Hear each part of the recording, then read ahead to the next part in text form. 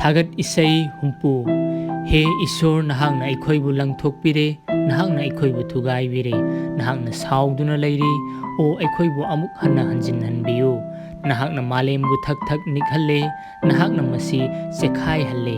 मदुगी अकाइबसिंग फहनबियु मरमदी मसी निकई नहाकी मीसिंगदा नहांगना Aruba हिरमसिंग उहल्ले नहांगना अखोइबु हाइरंग तुरंगबगी यु पिथकले नहाकपु कीबसिंगदा नहांगना फिरान अमा पिबिरे अचुंबगी मरमना मदु उतनबनी मसी नहाकी नुंसीजबसिंग हंदोकपिनबनी नहाकी येत thumb Khudna अखोइबु कनबियु अमसुंग अखोइगी वा ताबियु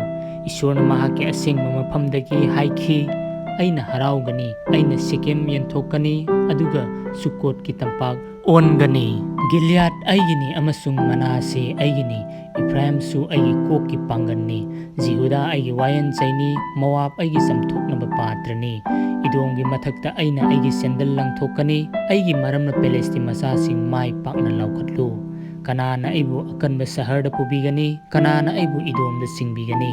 हे ईश्वर नहांगना अखोइबु लंगथोकपिखिबा नत्रा हे ईश्वर नहांगना अखोइगी लानमीसिंगदा चटमिन्नरोइद्रा